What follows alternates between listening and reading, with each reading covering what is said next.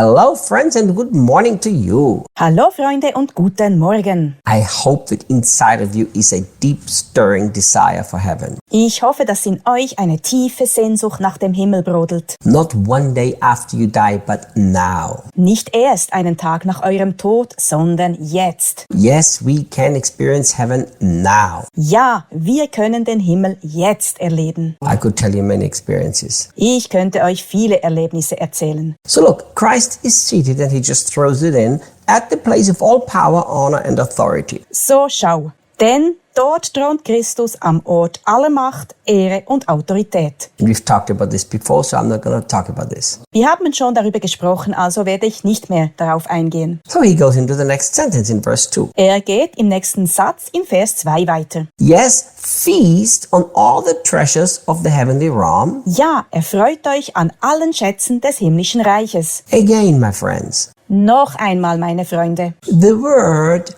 treasures, or some other translations say things, is not in the original. Das Wort Schätze oder manche andere Übersetzungen sagen Dinge, das steht nicht im Original. Instead of all the treasures of the heavenly realm, it simply says heaven. Statt all der Schätze des himmlischen Reiches heißt es einfach Himmel. That's all it says. Das ist alles, was dort steht. So it says above. So look at this. Es heißt oben, also schau mal. So Paul is now telling you that you're supposed to feast on heaven. Paulus sagt dir jetzt, dass du dich am Himmel erfreuen sollst. You know, it's very interesting that the word that he's using here in the Passion for feast, Es ist sehr interessant. In der Passion verwendet er das Wort sich erfreuen or another translation translates it with set your affection, oder eine andere Übersetzung übersetzt es mit seine Zuneigung richten or the New King says to set your mind on heaven. oder in der New King steht seine Gedanken auf den Himmel richten. What's the actual real meaning? What is Paul trying to say? Was ist die eigentliche Bedeutung? Was will Paulus damit sagen? Well, first of all, the grammar is the same. Zunächst einmal ist die Grammatik dieselbe. Present, active and imperative. Es steht im Präsens, in der Aktivform und im Imperativ. But you know, the word that he's using here for set your affection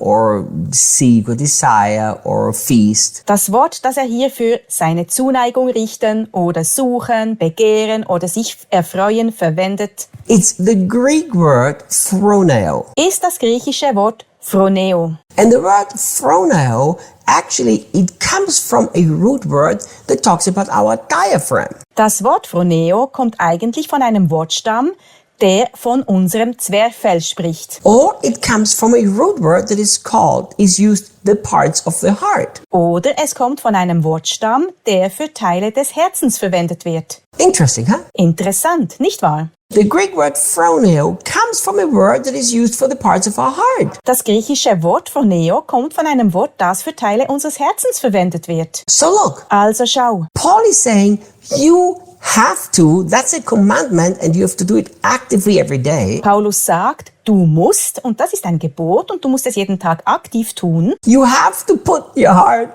in heaven. du musst dein Herz in den Himmel legen. Guys, it's hard for me even to talk about this. I'm so excited. Leute, es fällt mir schwer, darüber zu sprechen, so aufgeregt bin ich. Because you can experience heaven in your heart every day of your life. Weil du jeden Tag deines Lebens den Himmel in deinem Herzen erleben kannst. But it's something that you actively have to do. Aber es ist etwas, das du aktiv tun musst. So what's the heart? Was also ist das Herz? Well, guys, I'm sure most of you read this or who listen to this have read my book about the heart. Ich bin sicher, dass die meisten von euch, die sich das anhören, mein Buch über das Herz gelesen haben. The heart has to do with thoughts and feeling mixed that turn itself into emotions. Das Herz hat mit Gedanken und Gefühlen zu tun, die sich zu einer Emotion vermischen. Sorry, guys, for the door slamming. Schau, was Paulus sagt. Paul is saying you've already been raised with Jesus Christ. Paulus sagt, du bist bereits mit Jesus auferweckt worden. You really need to desperately seek to experience heaven every single day. Du musst dich wirklich verzweifelt bemühen, jeden einzelnen Tag den Himmel zu erleben. And then he says, Dann sagt er, you must put your heart in heaven. du musst dein Herz in den Himmel setzen. So you have to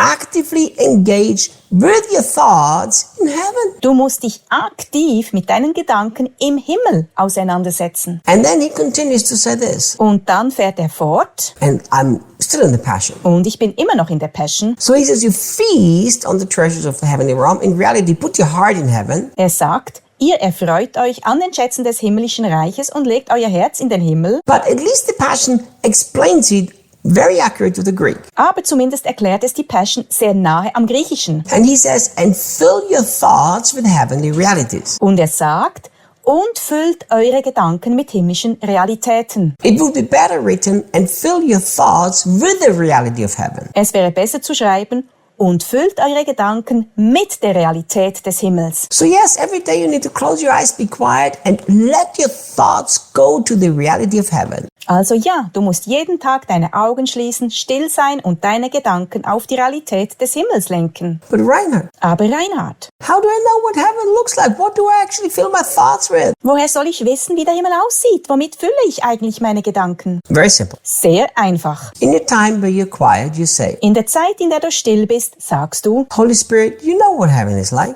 Heiliger Geist, du weißt, wie der Himmel aussieht. And you've given me my thoughts, you've given me my power of imagination. Und du hast mir meine Gedanken, meine Vorstellungskraft gegeben. You've given me a commandment in the Bible that I should fill my thoughts with heaven. Du hast mir in der Bibel aufgetragen, dass ich meine Gedanken mit dem Himmel füllen soll. I have been raised with Jesus, so it's a reality related to my spirit man. Ich bin mit Jesus auferstanden, also ist es für meinen Geist, meinen inneren Menschen bereits eine Realität. So Holy Spirit, help me to go there in my thoughts, in my mind, in my heart. Also, Heiliger Geist, hilf mir in meinen Gedanken, in meinem Herzen und in meinem Geist dorthin zu gehen. And then go, let him take you. Und dann geh los und lass ihn dich hinbringen. And you will start a journey that will be incredible. Und du beginnst eine Reise, die unglaublich sein wird. But look, he doesn't only say that you should actually access heaven in your heart. Aber schau, er sagt nicht nur, dass du den Himmel tatsächlich in deinem Herzen betreten sollst. He says, and do not fill it with the distractions of the natural realm. Er sagt auch, und fülle es nicht mit den Ablenkungen der natürlichen Welt. You know, and in the Greek it says exactly this. He said, don't fill it